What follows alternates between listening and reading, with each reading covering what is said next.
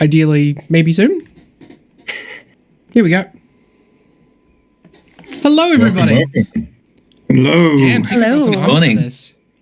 Hi, everyone. Welcome to Group 7. You guys all look fantastic. I'm loving the costumes and everything. I'm going to hand you over to Jordan, who is going to give you all a moment to introduce yourselves, and then we're going to jump back into the game. I will see you all in 90 minutes. Good luck, everyone. Cheers.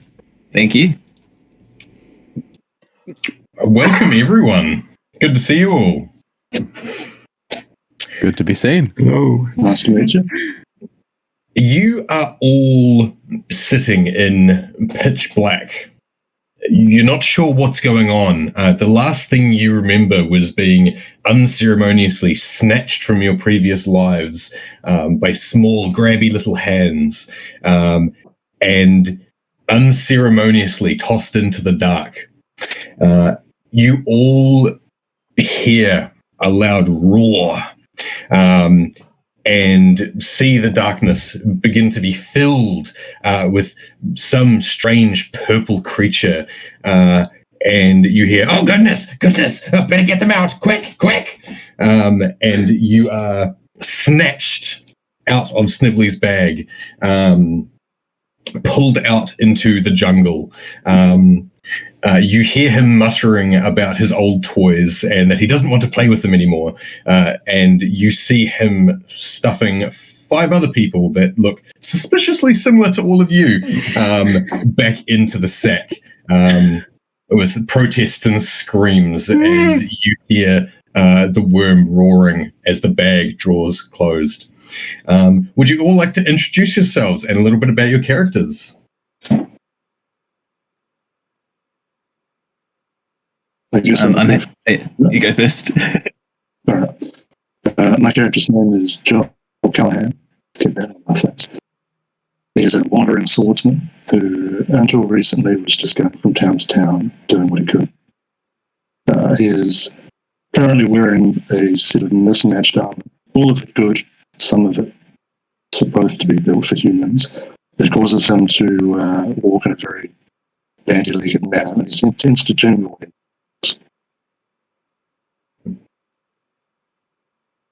Cool. I'm Santa Claus, the Winter Elf Wizard. Just jovial old gentleman, but it's been a bit of a rough year. The druids have been protesting my coal mines, and all the cease and desists for breaking and entering into a few houses last Christmas. It's been a rough year, but hopefully by next Christmas it all blows over. But yeah, looking forward to doing whatever we're about to do. You are the last pulled out of the sack, and you see Snibbly's eyes narrow. And his face starts from you to the sled. Back to you, back to the sled. Do I recognize Snibbly? You hear him mutter, I am sure I killed him. Oh my god. Oh no. Thank you, Samta. Who's next? I guess, hi, I'm Lottie. I'm the rogue, and basically I'm a halfling, and my village was destroyed by evil mind flayers who trained me in their ways of deception and perception and persuasion, and I'm now an assassin for hire, so I'm real annoyed. I was on a job.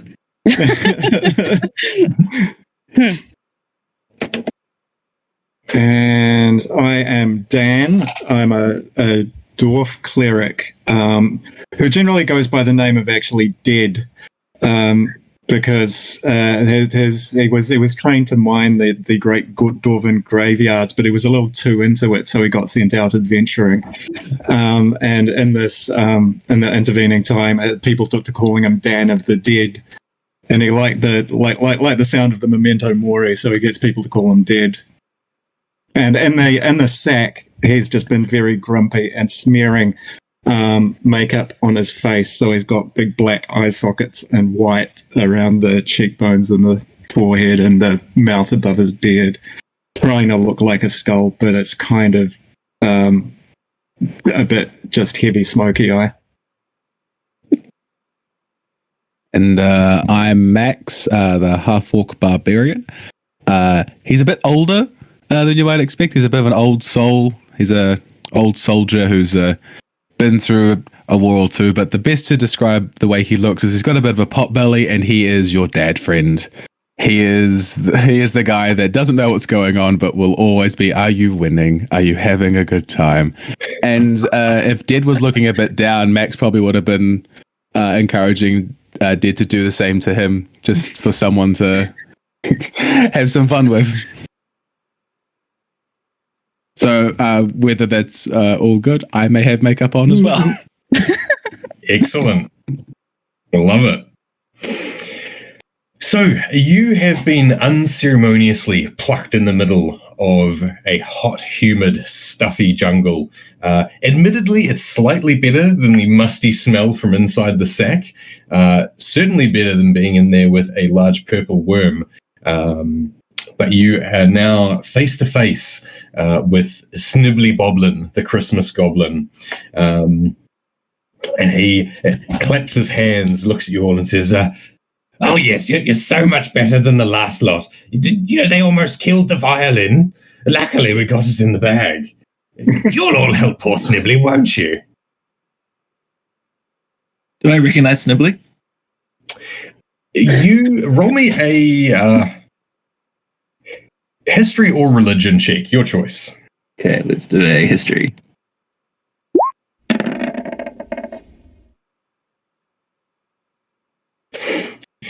Yeah, so you have heard tales of various druids and wizards of Christmas tiding being unceremoniously removed from their posts.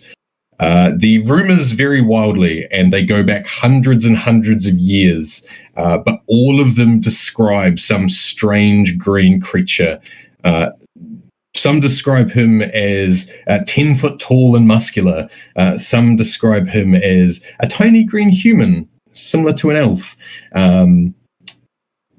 You're pretty sure this is their creature, but everything you've heard up until this point has been nothing more than rumor and speculation.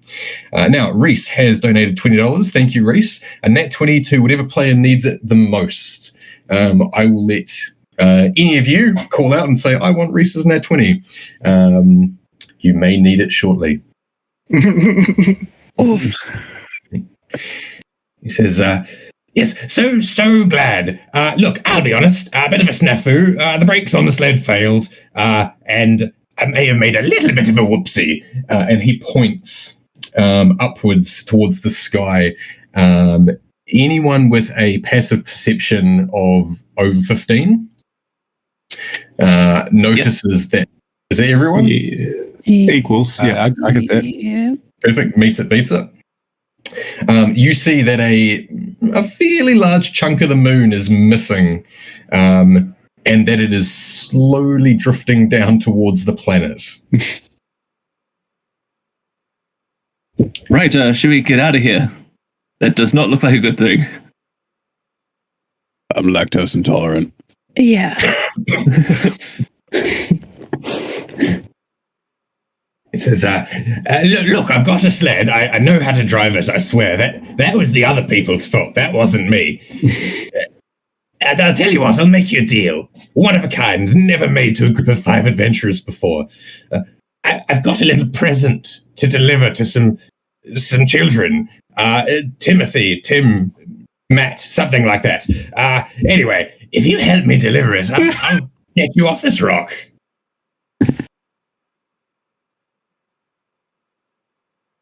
Well, I am to help in any way I can. That's the spirit. Really. I don't think I have a choice. I don't want my allergies flaring up. Spreading Christmas cheer sounds good to me. Does Exactly. it pay? If it pays, I'm calm. But Roll me a persuasion check. oh hell yeah! Okay. Use the nat 20 now. You can call for the net 20 if you want. Ooh. 25. I'm good. Payment. Mm-hmm. What are you kids like these days? let's see. And he walks over to his bag, and as he opens it, you hear a roar from inside. Oh. He kind of pulls his hand back and tentatively fishes around. What about this? And he holds up a broken walking stick. I mean, it's not much, but it'll have to do, won't it? Fine, whatever, I'll take it. I've got more. I mean, unless you want to give me the creature, though, that sounds like fun. I'd have that. Well, that's the gift. I have to deliver him. Oh, fine, okay. If I can split some of the bounty with you after you've delivered the gift, I'll come. Sure, sounds like a deal. Cool. So what you're saying is that you want half of everything that I get as a result of delivering this present. I just want to be really clear. Oh, we'll see. It's a deal. Right, we should get moving. This place isn't going to last long, I don't think. Silly adventurers. Right, I have two options for you. Welcome to Air Snibbly. Slay or the sack? I can't feel like we've just gotten out of that sack. I don't really want to go back. Santa always rides sleigh. My back hurts. I'll take the sleigh. Yeah, Dan's gonna look at the sack that was screaming at him last time he opened it and go, I'll take the sleigh, thank you. I mean, I'm curious as to what's in the sack. So, you know what? I'll take sack. A brave one. Very good. Okay, here, you're going to need this. And he fishes around in the entry of the sack and starts throwing you little bits of meat. You're not quite sure what type of meat it is, but you end up with a couple of handfuls. This should keep the violin occupied for at least 2 minutes. Okay. Do you need a hat? Maybe. Do you want to come in the sack too? Here, you can have some of this meat. I won't keep it all to myself. I take some of the meat, still wearing makeup. And I just wait for the halfling to go in first. All right, let's go. So Lottie and Max, Snibbly cautiously opens up the Santa sack as small as he can get it, and lets you two crawl inside. And then to the others, Dan, Joel, and Samta says, right then, you're coming with me.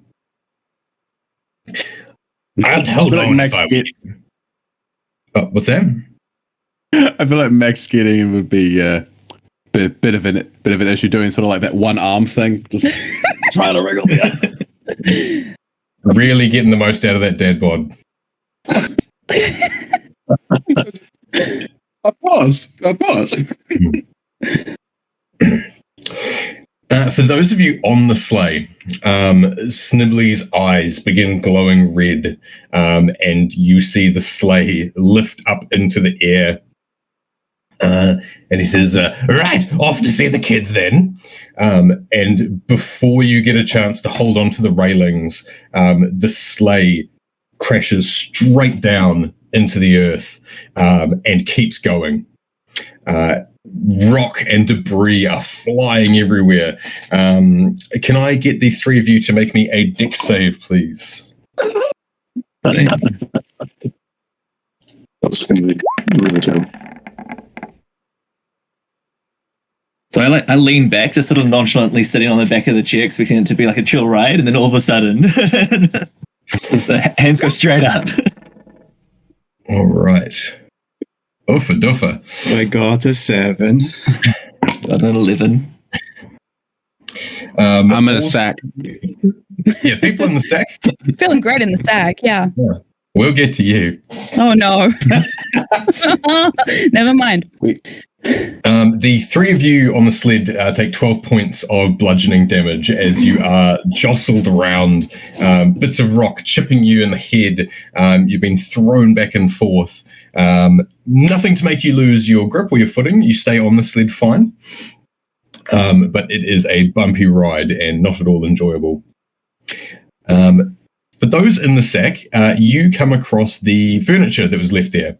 Again, you see all manner of furniture from all manner of cultures. There is a lit fireplace that appears to have only been stoked, sometime this day. And there is the large gaping maw of a purple worm about 30 feet from you.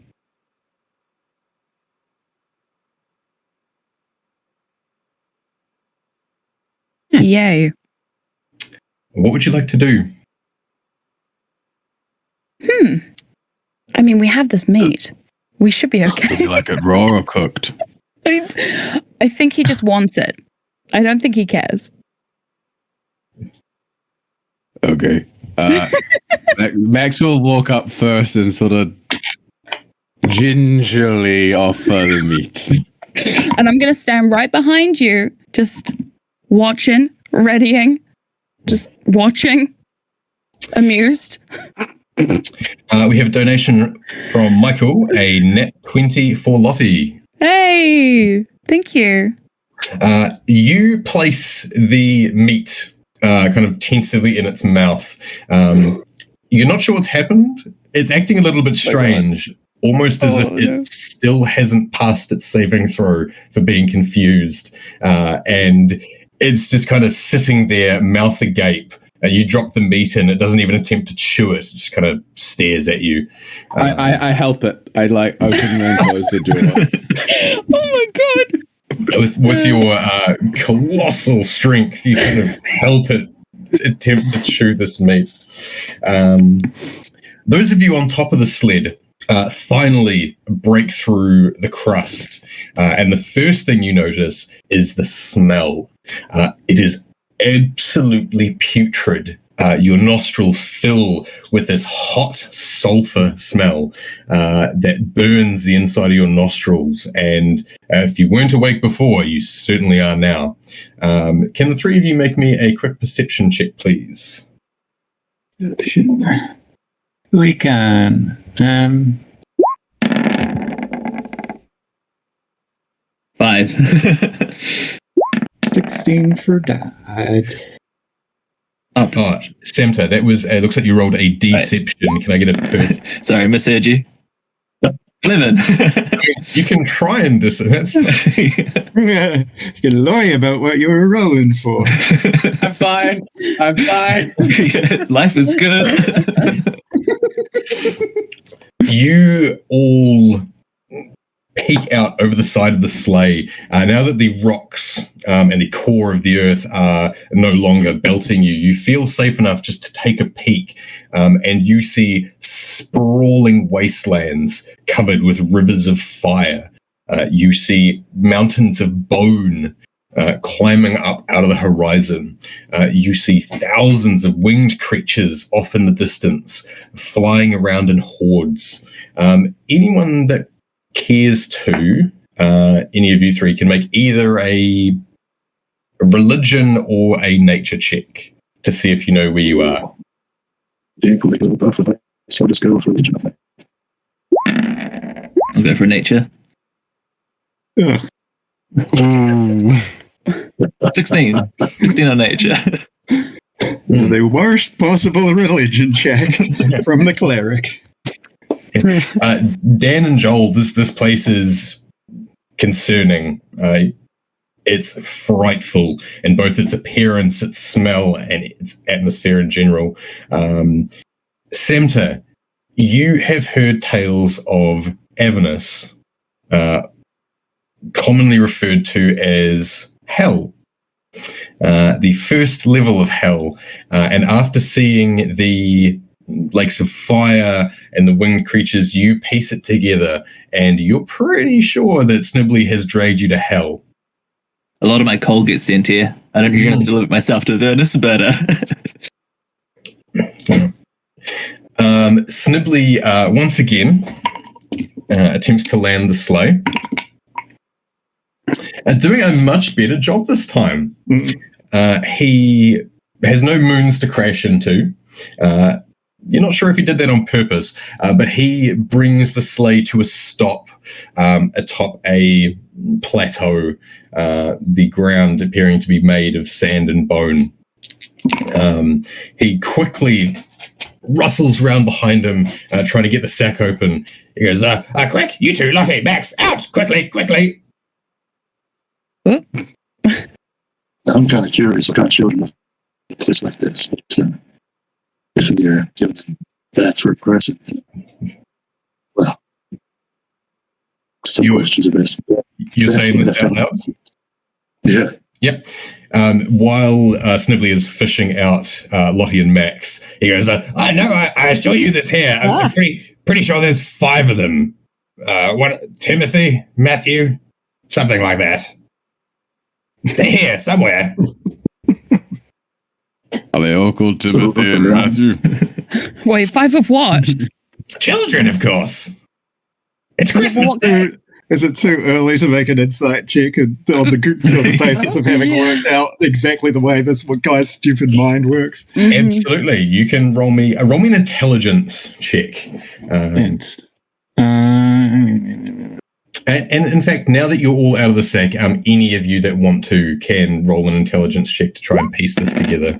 Okay. Oop.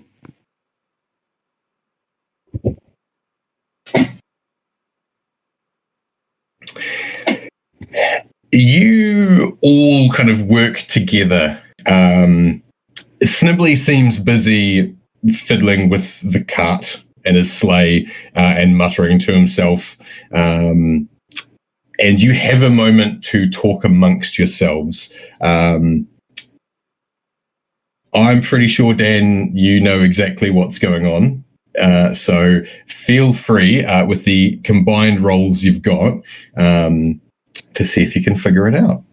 Right. Max is looking for the kids. Yeah, it was partly the wind running past my ears the first time that he said it, and I thought he said Tiamat. Wait, what? Oh. So we're looking for Timothy, Matt, and Tiamat. And the other 3 heads of the Queen of Dragons. Oh. I was wondering how we're going to deliver one Right. present to 5 kids. Sure. I know you, people. He says, looking deeply at you in a slightly confused way. And I feel like It's I've been a known you strange for a time. while. And I really think something is going very wrong. But it looks like we have to deal with this. And he also walks up to Samta specifically and claps him on the shoulder and says, "What do we say to the god of death?" And casts, what's it called? Death ward on him. Thank you. I also, on my wrist, I've got those pens, how they've got some of them have pull-out pieces of paper. The spring-loaded piece of paper on a pen sometimes. Yep. I've got that on my wrist and I pull it out and there's a piece of parchment and it's my naughty and nice list. And I'm just looking down for any Timothys or Matts or anything along those lines. And Tiamat. You don't find Tiamat, but there is a very naughty boy called Timothy who you find. Well, at least one of those heads is naughty. We'll sort this out. And let it go and it swings back in. We have 2 donations here. We have Sam paying it forward. I'd like to send a crit on attack roll for this barb on the next hit. Get it. We also have another donation. Sam, another attack crit roll for Joel. Yeehaw!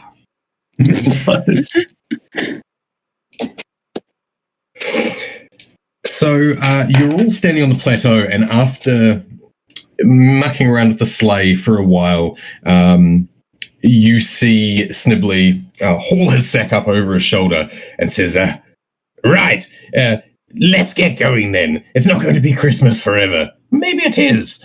And he unceremoniously boots the sled off the side of the cliff. and you see it tumble down into the abyss below. It says, I hope you can climb. Well, I guess we kind of have to now. Shall I take the lead? That's the spirit. Let's go. I will take the lead. I can make sure no one falls. Sorry, Max. I'm going to walk alongside Max and just like hold his arm. Come on. Max will take the rear in case anyone falls. Perfect. So you walk not far until you come to a small cliff face. You estimate you're about 100 foot up. It's not a vertical drop, but it is relatively steep. Unless you're doing something specific, which you're more than welcome to, can I get you all to make an athletics check or describe how you're going to get down the cliff? We should have some climbing gear as part of. Signal, what do you will, yes? Just double check.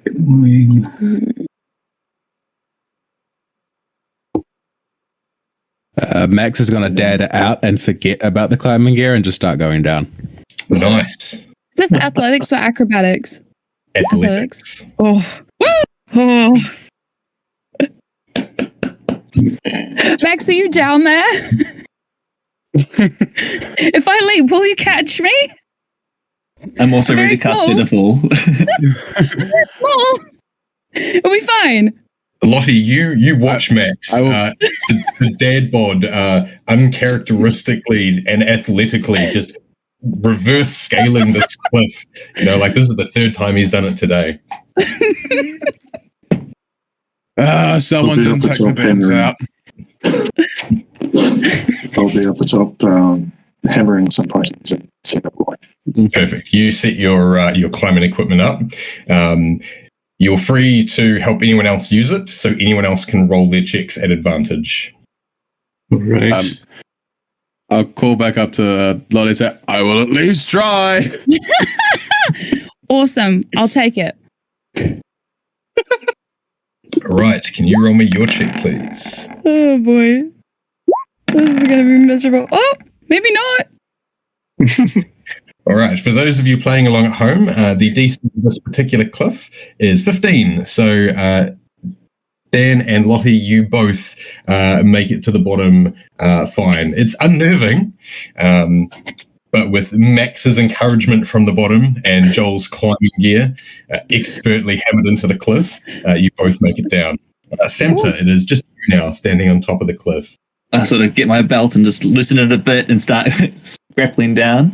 And I'll use the rope as well, but I'll be ready to cast Featherfall because it's probably going to go badly. Perfect. And I very quickly cast Featherfall. No. Remember, you do have a natural 20 for when you need it the most. Okay. How far a drop is it? It's about 100 feet. Oof, I'll use the 20.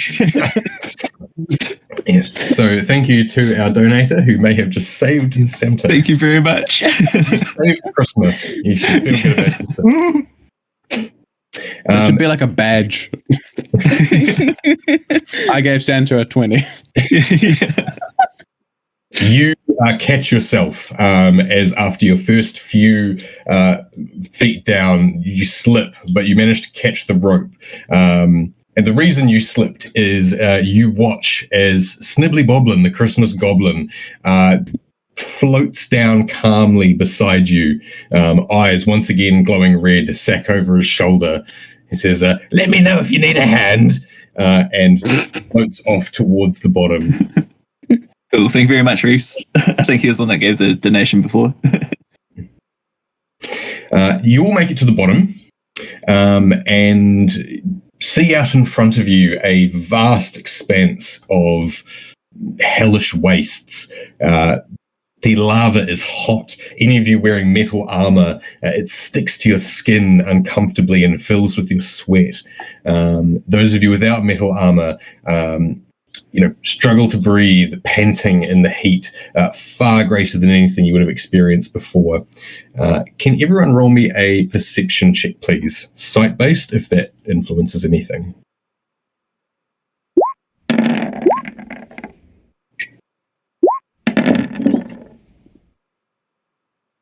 Oof.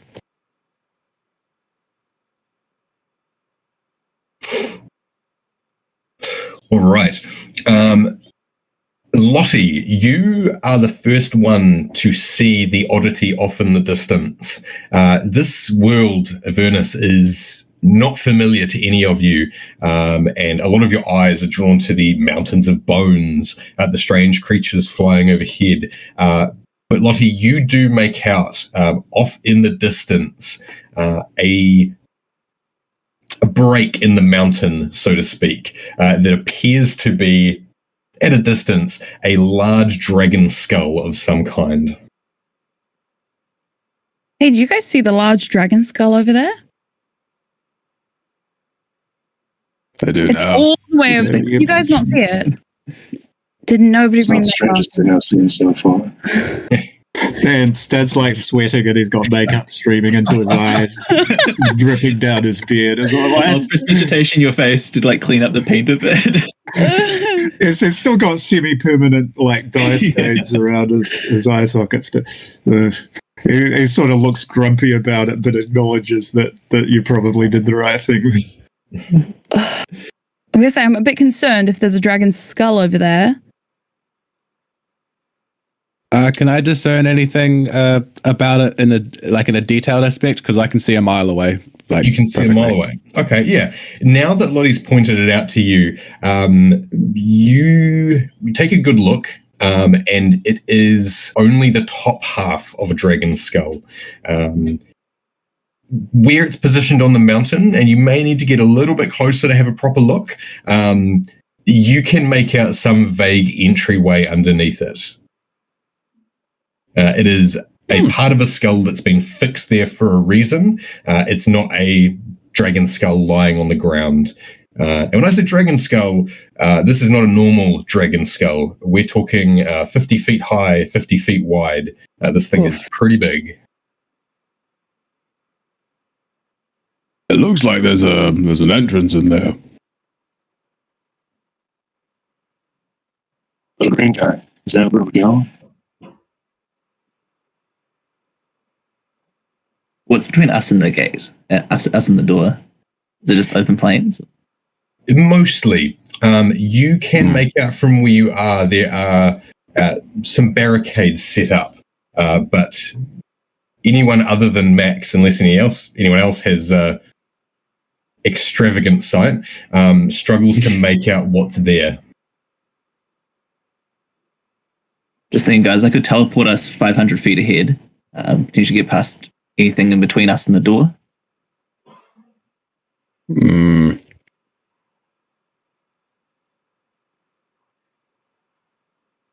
I don't mind a walk. I guess it is lovely out here.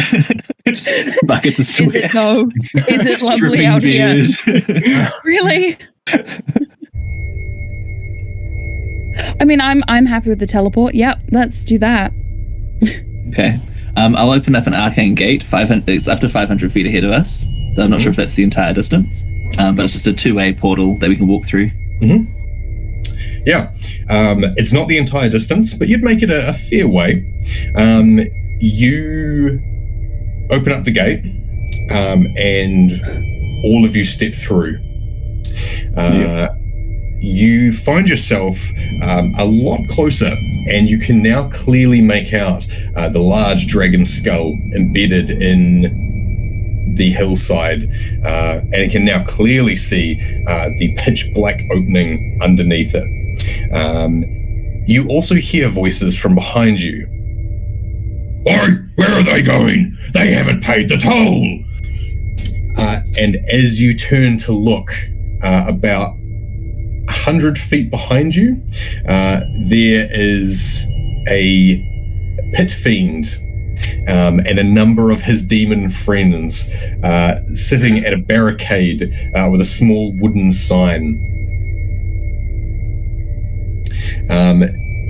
They have seen you and are walking towards you, but they're not moving at speed. They've just started yelling at you. What would the party like to do? Shall I go and talk to them then? Charismatic person? Hello. Hi. Shall I go sort this out? We can fix this. This is easy. I turned to Squibbly and asked, how much is the toll? I don't know. I've never been here before. You could try giving them this. And he holds out the other half of the broken walking stick. I take it and start walking with Lottie. All right, come on. Let's go talk to them.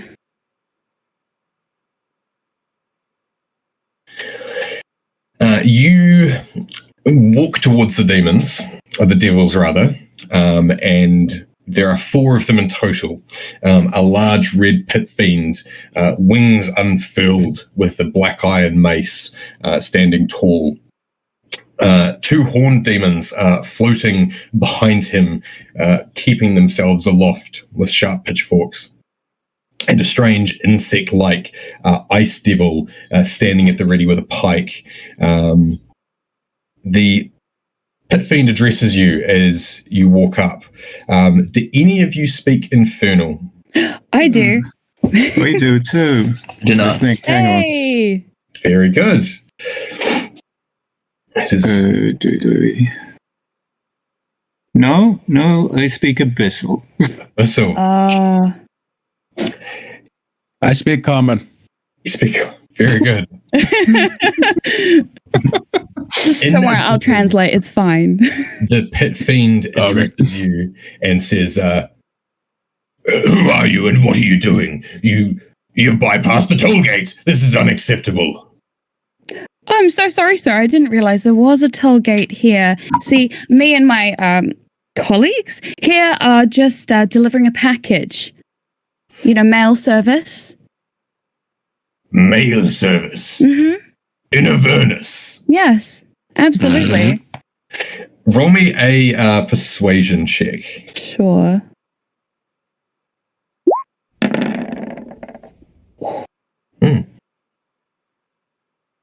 Well, yes, of course I know about the mail service. Absolutely. I'm not an idiot. No, I didn't think you were.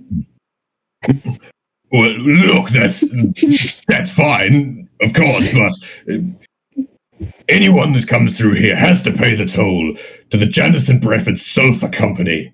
Mm-hmm. We own this part of town, you see. Right. Mm. So, what is the toll exactly? He looks behind him and starts muttering an infernal. Anyone who speaks Infernal can roll me a perception check based on hearing. Ooh. There we go. Oh, doing good today.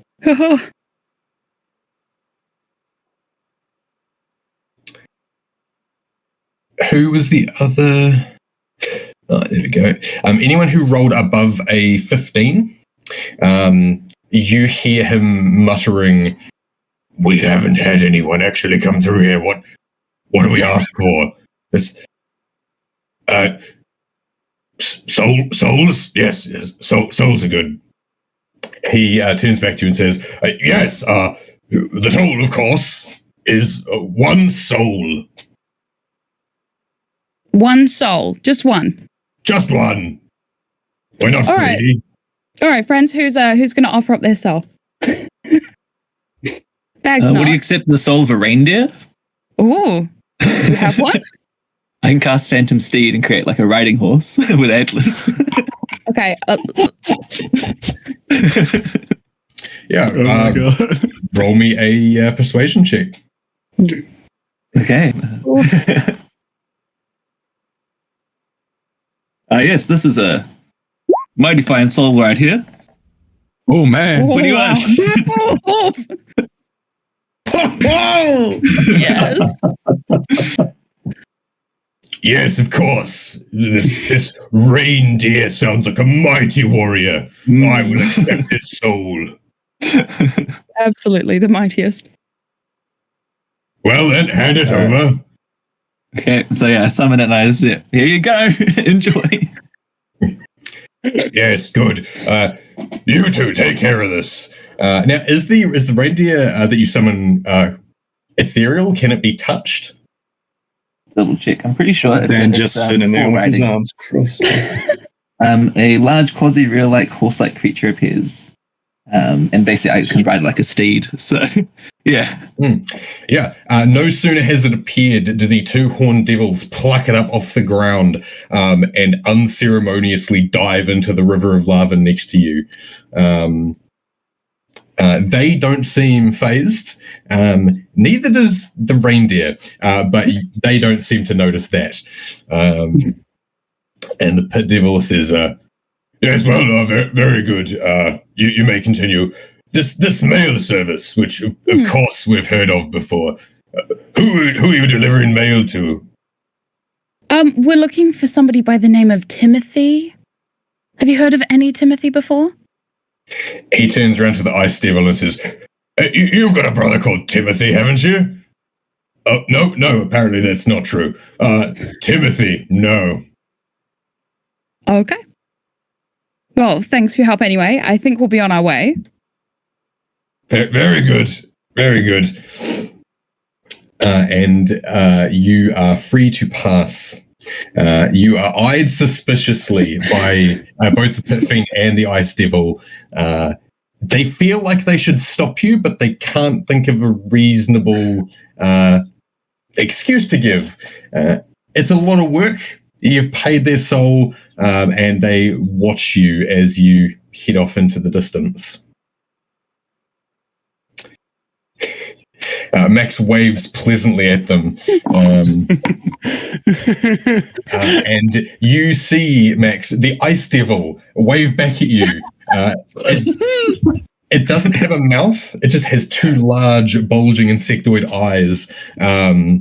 But you see it wave gleefully. It is Christmas, after all, before the Pit Fiend bashes it over the back of the head with the mace.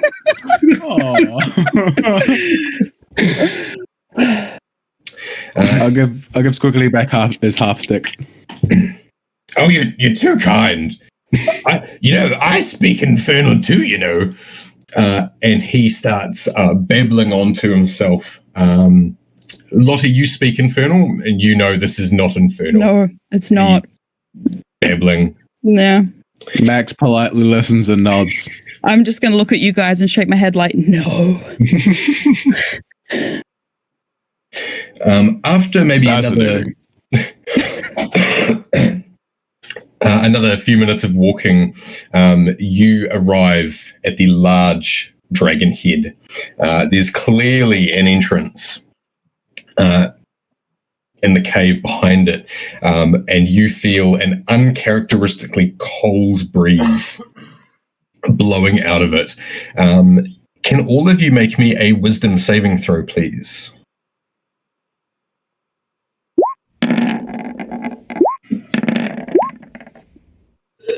Oh no. Uffa duffa. I might actually re-roll that with Inaugural because that sucks. Please do.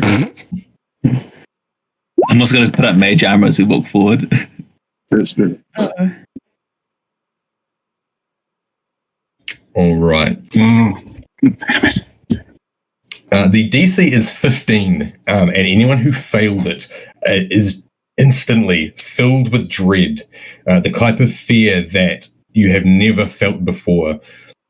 Your spine has sweat running down it almost immediately. You're willing your legs to move forward, but you are stuck in place by fear.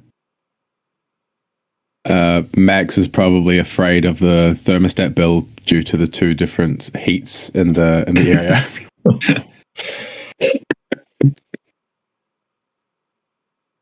The rest of you would notice Max Yeah. kind of stuck in place.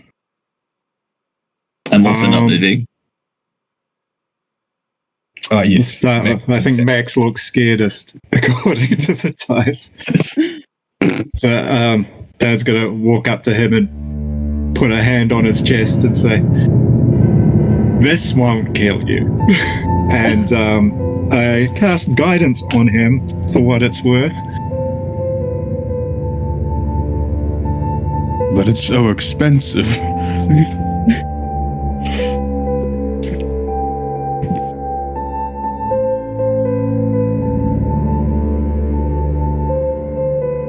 Alright, so does guidance free him from his fear? No, it just gives him a plus a D4 if he gets to try again. Yeah, we'll say after a few more minutes and a bit of coaxing, you're all allowed to retake your saves. So Samter and Max, if I can get you to reroll. It's wisdom, right? Well, Yes. come on, partners. Push the. I can add a Reminds me D4 of to my this. ex-wife's house. Yeah. You don't need to. Let's see. Oh, whoops. Just carry me in, guys. When you say that, you hear the little voice from behind you. Well, if you say so. And you are unceremoniously picked up over one arm by this small goblin. He says, right, I'm pretty sure this is her house. Are you all ready? It's Christmas time. Can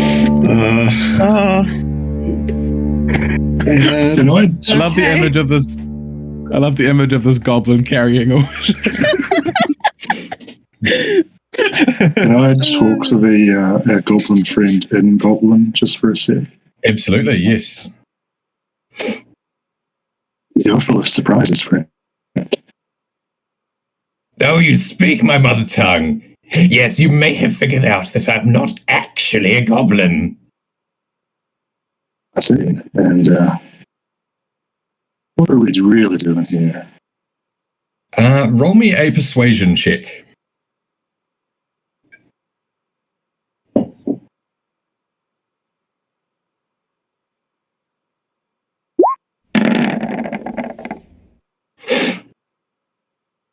He says, I'll let you in on a little secret. A lot of people give presents at Christmas, and that's fine. Old Snibbly likes to play pranks, and we're here to play a prank on someone almost as old as Snibbly himself. See, we're along for the muscle. What was that, sorry? We're along for the muscle. That's right, yes. Hopefully she'll laugh. Ha ha ha! It'll be funny. It'll be great. No one will be upset, but on the off chance that's not the case, it'll be good to have some friends around. I can make myself. You Max is see- smiling and nodding because he thinks this is Abyssal again. Yeah. No one else speaks Goblin? No. No. And with that, Snibbly marches off into the dark hole. Now, Samta, you are being carried by him, so you have no choice. You are hauled off by yourself. Does anyone else follow along? Mm-hmm. Yeah, Dan sort of does a double take and then realize he's got the wizard. I'm going to go in after them though and like sneak behind. All right.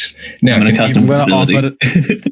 I'm going to offer to take Samta so Squibbly can have some free arms. Oh, you're too kind. Thank you. I'm going to cast invisibility on myself, so you're just carrying like this invisible lump. Now, can you all see the map in Roll20? Yes. Yep. You have just leveled up. Congratulations. Opportune timing. And what I'll get you to do is if you can all position yourself on the map where you would like to be. I'm not saying that things are going to spell kick off. slots? What was that, sorry? Do spell slots reset with our level up, or do they stay used? I'm going to say they reset. Oh, thank you. It's Christmas. So this is level 19 or level 20? Sorry, I'm lost.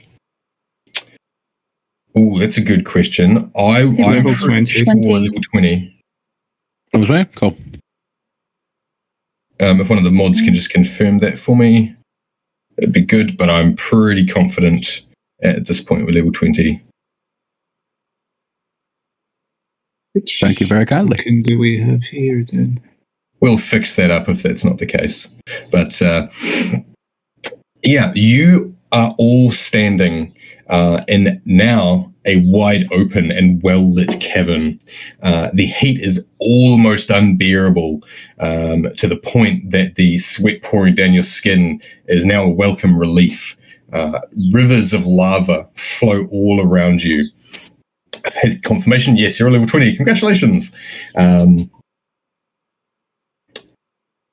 on top of a pile of gold, treasure, bones, and all manner of loot stands Tiamat, the five-headed dragon goddess of Avernus.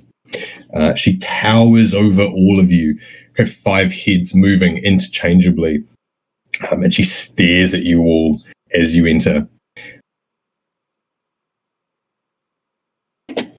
She doesn't speak immediately, watching you all, and it's hard to tell, as she has dragon heads, not human heads, what her expressions are conveying. After a moment, Snibbly steps forward and says, "Old girl, it's good to see you again." He elbows you, Lottie, and says, and winks at you, and says, "Me and my friend Lottie here have a present for you. She did half the work.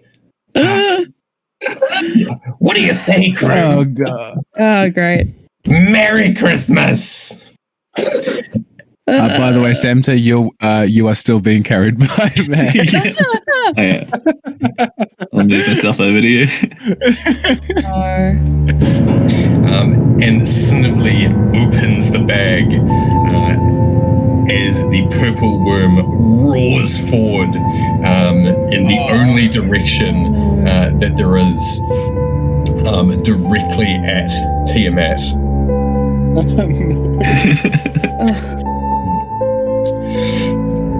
He says, Snibbly says, "Well, this is going to be interesting. Please don't die. You've all been a lot of fun." And as you see him walk backwards, he points at Lottie. No! Yeah. Now I will get you all into initiative. Oh, jeez. Top of the round, Lottie, you're up. Okay. Oh, that's a big worm. Oh no. Oh no. Okay, so what are we? Are we fighting the worm? Are we fighting the dragon? What are we doing here, friends? You've been given some. I'm carrying an invisible wizard. Oh dear. There is a lot going on here, isn't there? Oh, okay. I'm gonna take a second to look back at you guys and be like, what? And then I think I'm gonna use what have I got? I think I'm gonna use one of my actions to jump behind someone who's bigger than me. So who we got? I'm gonna jump behind Max. Yeah, I was gonna say I'm coming over there, Max. So I think I'm gonna move over to Max and kind of hide over here. I kind of duck between your legs and then start to ready myself. As I nudge your leg going, okay, don't die. Okay. And that's me. How do we end the turn? I can move you on if you like. Oh, thank you. It is Timothy's turn. Oh no. Or is it Matthew? Matthew. You hear a roar as Tiamat's wings begin to beat. The force of the wind itself is almost enough to knock you off your feet. And you hear, "Snibbly Boblins, you have done this." She takes flight and rises up, hovering just over the lava. She looks around at all of you Now, who have we got there? Joel. She is going to make a tail attack at you. First roll of the fight is a natural 1. She lashes around wildly, attempting to whip you into the lava with her tail. It misses you completely and slams into the purple worm, knocking it 10 feet sideways into the lava. And you all hear a horrible screech and the sound of popping as the worm begins to dissolve in the lava. Oh, Oh no. Didn't last long. Well, that solved one of our problems. It is still alive, but it is not doing well. It then tries to claw at you. Whoa. Don't shoot the messenger.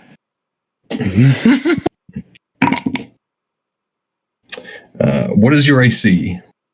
20. 20. They both hit. You take 56 piercing damage.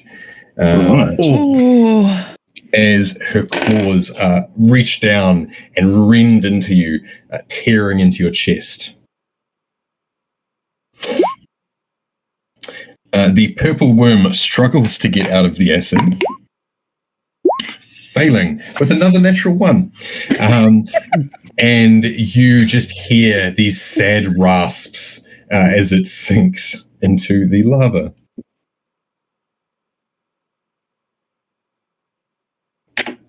That's so sad.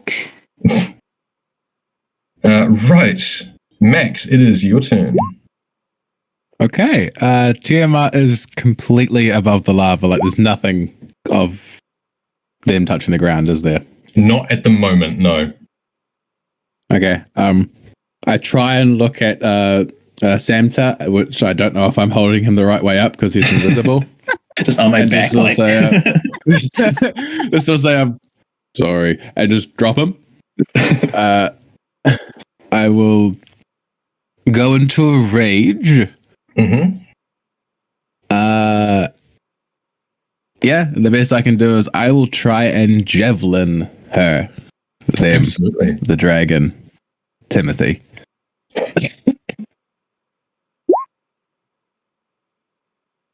That's a hit.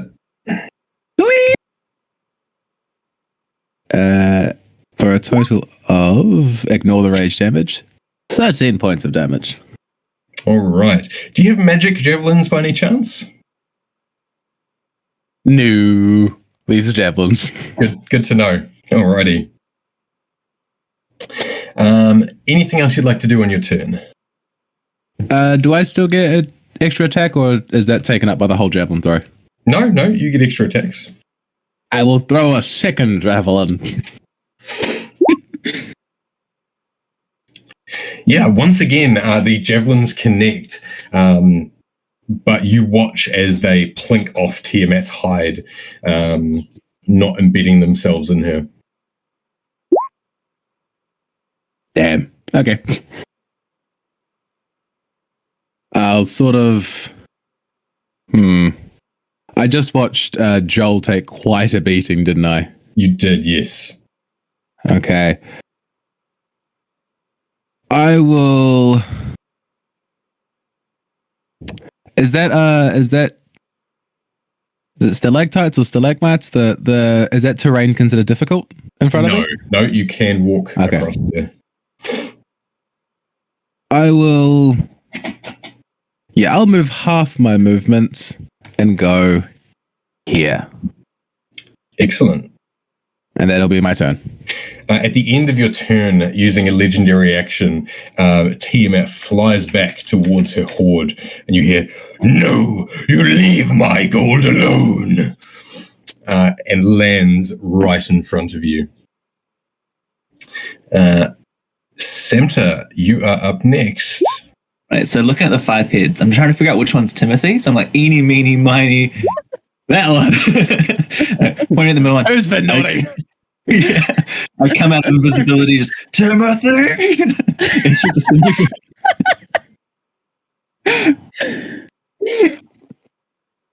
So yeah, disintegrate. DC 22. I'll just chuck it in the chat. Alrighty. There we go. Ooh. Here's a spell description. Spell save. That's a deck save.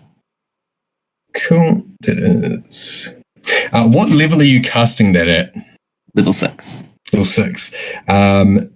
Tiamat has limited immunity and chooses not to be affected by the disintegrate spell at a level 6 level. All right, then I quickly duck out of the way. You have drawn her attention.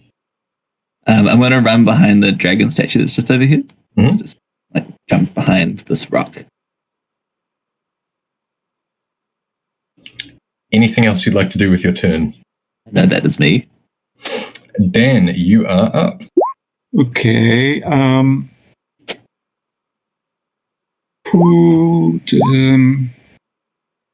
So is Tiamat on the ground at this time? Yes. I'll go up to Joel, and what's your weapon, Joel? Greatsword. Greatsword. I'll just tap the end of his greatsword and cast Holy Weapon on it. Much obliged. It may turn into a candy cane, but it looks pretty vicious. I don't quite understand why that happened, but nonetheless. And also I will cast Healing Word. Now if I want to cast that, find it and I'll cast it a few levels. Let's say 4.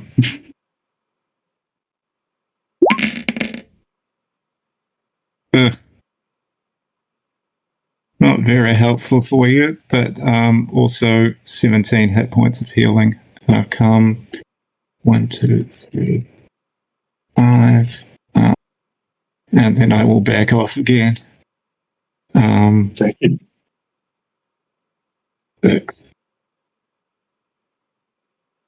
Let me know when. Yep. Don't die just yet. I'll try not to. You hear from behind you, sound advice!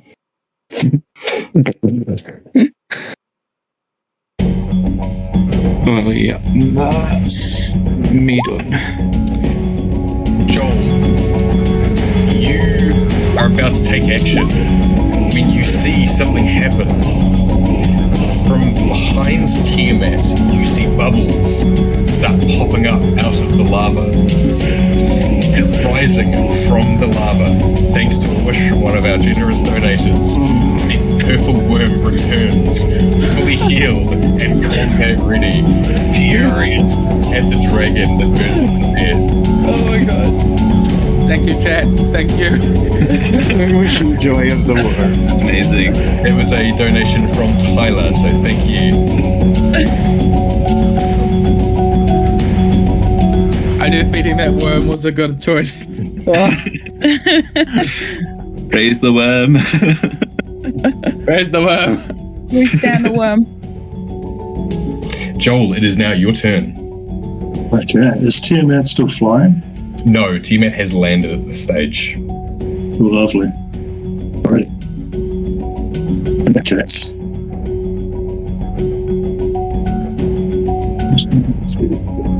Yeah, I am going to sprint around the side of the lobby. As I go past Max, I'll say, pardon me. And I am just going to swinging just a blur. Swing away.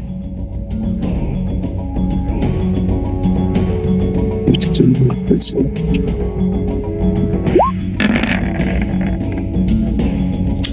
29. That hits. Alrighty. And I spoke on the greatsword again for the damage.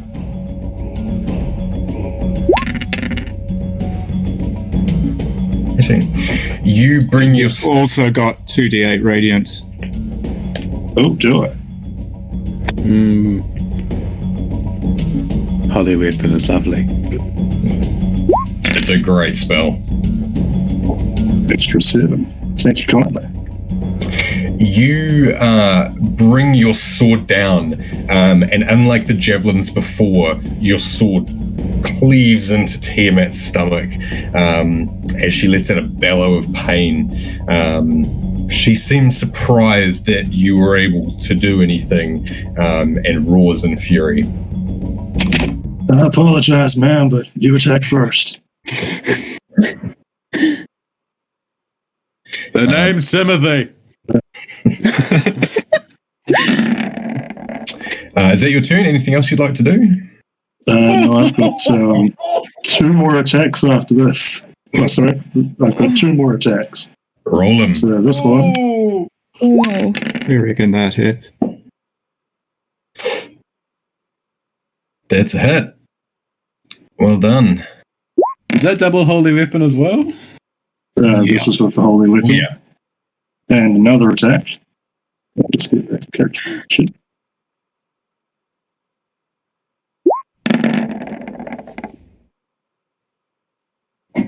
I'm just assuming all of these are hitting. Yes, they are. The AC is 25.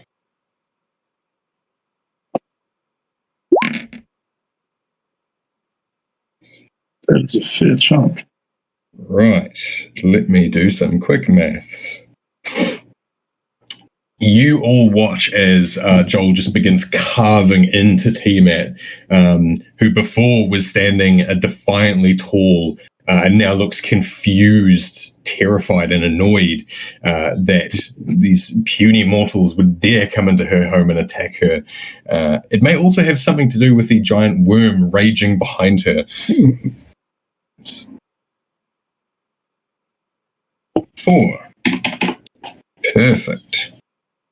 And just for yeah. just for a little extra healing, I think I'll second myself. What was that? Sorry, you cut out for a second. Plus 1d10. I think you said second wind. Oh, Yeah, beautiful. second one, sorry. Get him, cowboy. Oops, that didn't quite work.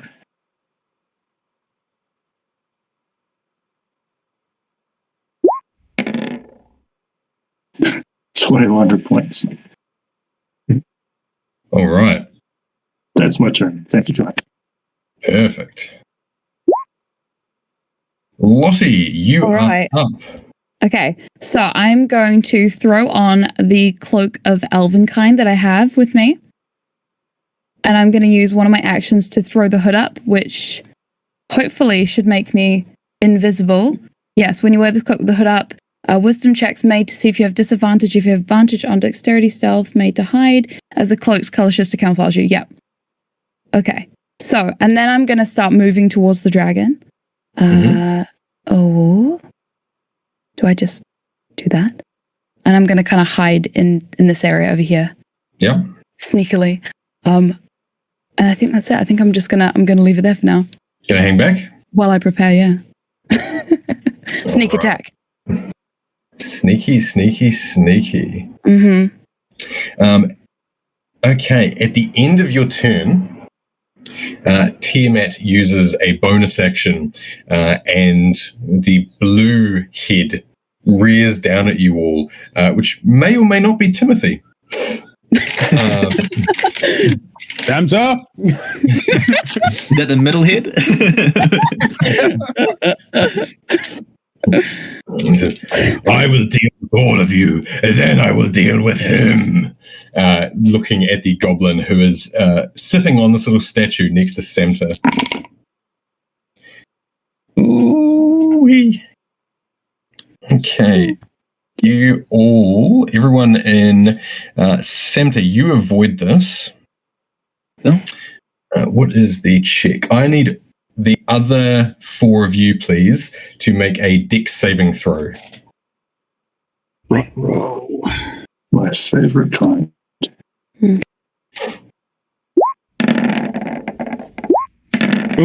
Ooh. Dan, you got close. You got real close. But unfortunately, nobody passed, and you all tense up as lightning floods the path you're standing on. Unless you have resistance, you all take 79 lightning damage. Can I use my reaction? Yes, you can. I'd like to throw my arcane ward around Lottie to prevent 45 of the damage. Perfect. Oh, thank you. Can you just we're repeat how much halving. damage there was? A 79. 79. Cool. Are we rounding up if we halve? So I take 40. Yes. Sweet. Sorry, you. sorry. How much damage were we taking? So you take, you said 45, Sam, Yep. was the, yep. Yeah. 79 minus 45. Quick maths. You take 34 damage, Lottie. 34. Okay, cool. You take less than me.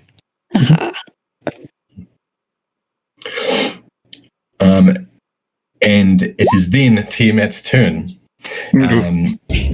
She rises up, staring directly at you, Joel, and is about to bring her claws down on you when you see the worm bite onto her tail, and in a rage, she turns around, slashing and biting at this creature who is defying her. So she is going to use all 3 of her attacks on the worm. I appreciate the assist, purple up friend.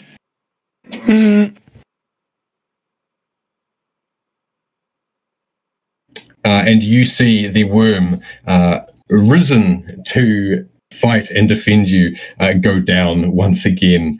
Tiamat tears it to shreds, biting onto the top of the worm and ripping it off. However, she has used all of her actions. Max, you are up next. Jack, can we bring the worm back again? Yeah.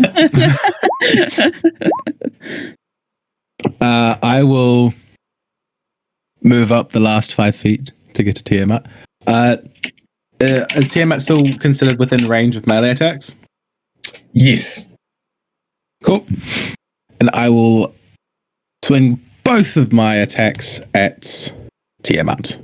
Excellent. Roll away. First one is 27 to hit. 27 to hit. That hits. That I connects. believe. Yes. Oh, low damage. And then for my second strike. Ooh. That's fun. All right. Sorry, I just need to double check some stuff because I have some stuff with being a half orc as well as being a barbarian. Okay. Good to know. Right. That plus another 2d12 because of my race and level, I believe. Do it. Oof. Yep. Nice. That I believe that's 40 points of damage. That's pretty good. And this is considered a magical weapon. Excellent. It's a plus Just- 2 great axe. Just like Joel, you see the axe carve straight through the armored plates on his stomach as you dig deeply, pulling the axe across. What would you consider to be would it be considered a bonus action to hand someone a potion, not like feed it to them, but like just hand it to them? Yeah, if it's Joel, you're looking at if it's right next to you, I'll let you pass Yeah. it as a bonus action. If it's someone else, you're gonna have to throw it, which means they're gonna have to catch it. That's so good. I will go into my pouch and hand Joel a potion of giant strength. Excellent. Okay. Try this. That will indeed. That will be me. Thank you, friend. Semter, you look on and are ready to prepare your spells when once more you hear music from the jungle. And thanks to George, Wormvin, king of all Kevins, raises up from the lava a third time. Oh my god. Mighty worm. This time, I however, love you, chat. the worm isn't purple.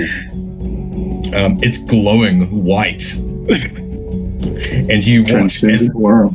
it unleashes its own breath weapon upon Tiamat.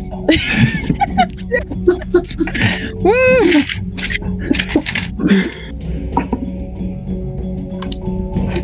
Ooh-wee. You see white light burst forth from the worm's mouth and just completely envelop the top half of Tiamat. Yikes.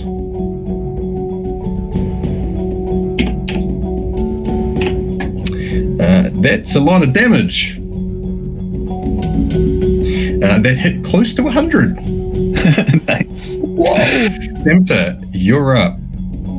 So just dusting myself up as I get up and looking back behind the statue, I'm like, this is what I'm talking about. Good way to spend Christmas Day, right? Yeah. I got one more present. And I start just getting ready to cast a meteor swarm. I just summon a bunch of meteors and hurl them. But I'm going to throw them sort of at the far end of the room, and it's a 40-foot radius, so I'm trying to put them all in the top left of the map, so they just hit Tiamat. Yep. Level 9 DC 22 deck save. All right. Oh, man. This is when we find out Tiamat multiclassed into a rogue and uses evasion. Yeah.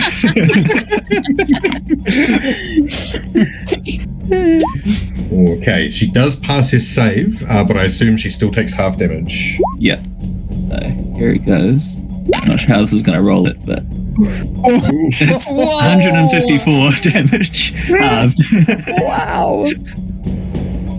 That's a lot of damage. Now, I just hurl 9 meteors at her. the rest of you watch as, without warning, meteors begin showering down one after the other, pounding into the ground around Tiamat. You see a number of them just strike the side of her heads, knocking her off balance. She is immune to fire damage, but does take some of the damage. Cool. And then I go back to hiding behind the statue like a true wizard.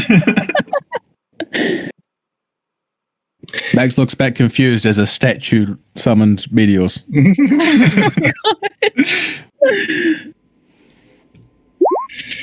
Right, is that your turn? Yes, that's the end of my turn. Dan, you are up, my friend. Right. So firstly, you all feel the pulse of blood and birth flowing through you. Let's see what this does. Everybody gets 21 points of healing. Nice. Much obliged. And then, in the wake of that, the sense of blood congeals, and there's this kind of it's mostly a smell that comes off Dan as he holds this skull that he wears as a talisman around his neck, and it's sort of ancient decay and dust and something musty that's almost that you want to fall into the arms of. But he looks up at Tiamat and points and says, "Death will come for even the ancients." And that is Channel Divinity. What's it called? Path to the Grave. Tiamat now has vulnerability to every form of damage that hits her next time she gets hit. And for anyone playing along at home, a level 20 Cleric's Channel Divinity, it goes off 100% of the time. Oh no, that's the channel divinity, not the. Oh, this is a different feature. Yeah, no, it's. Oh, this isn't divine intervention. Sorry. No, yeah, it's not divine intervention. So I should remember that. As you cast your spell, you are all tense, ready, and waiting. And then you see, from where you entered, a door. A plain door. The kind of door that you would find in your house. It appears close to center. It appears out of nowhere. And that's where I will leave you today.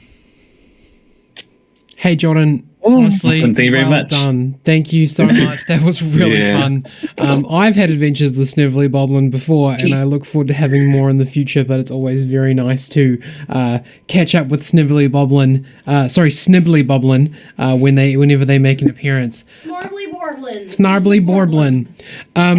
So, Jordan, would you like to go ahead and you've got a minute or so to talk about yourself, any social medias that you have? I know you have you can tell us. You can tell us about it. Yeah, well, look, first off, thank you, everyone. Thank you to the chat who I haven't seen, but I'm sure it was great fun.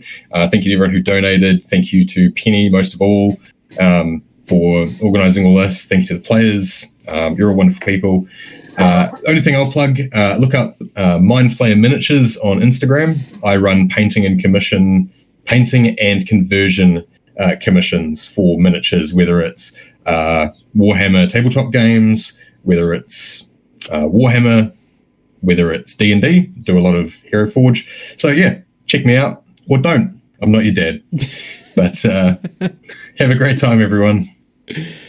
Thanks, Jordan. Thanks, John. Wow. Snibbly Boblin, the Christmas Coblin, and the August Christmas Adventure. What a nightmare. Hey, Group 7, you guys made it to level 20. Well done. We've been going at this point for, it's 7:30 a.m. and we started at 12 o'clock p.m. I'll get someone to tell me what's 12 plus 7. I'm tired. It's like 19 and a half hours. It's about 20 hours. A lot. Yeah, 19 and a half hours. 21 and a half hours. Yeah. Something like that. I don't know. It's quite a bit. I'm very tired, but we're almost there. So I think I only have to pop in twice more throughout the game. So that's going to be pretty cool. I just had Christmas in August lunch at work. Coincidence? Not a coincidence at all, Alison. So as of 7:30 a.m., we are at $4,757.83. We have about $243 to go. We are almost there at our goal. We are so close. Thank you so much to everyone who has donated so far. We have had 133 separate donations. Quite a few people have donated multiple times. So I'll just read out the ones who have donated in the last 90 minutes. Rhys donated $20, and that was the Nat 20 to whichever player needs it most, which I believe Samta used that one. Saved his life. Michael donated $20 and gave a Nat 20 for Lottie. Sam, who was in the last group, Melio Sachs, donated two sets of $20. The first one, she said, paying it forward. I'd like to send a crit on attack roll from this barb to the next. Get it. And then almost immediately after, sent another one that said another attack crit roll for Joel. Yeehaw! Tyler then cast a wish for the worm to majestically rise from the lava, fully healed and combat ready. And then George actually cast a wish for the worm, now officially named Wormvin, King of all Kevins, to gain a dragon breath weapon. But he wished that just after Tiamat killed the worm. So props to Jordan for including another resurrection in that wish. That was really, really cool. So that is all of our current donations. Guys, we're almost there. We almost hit our goal of $5,000 for Starship, and that is incredibly cool. We picked that number because we thought it sounded high, but we thought we could do it, and you guys have all been amazing. Yay. So I will go ahead and invite our final DM into the chat.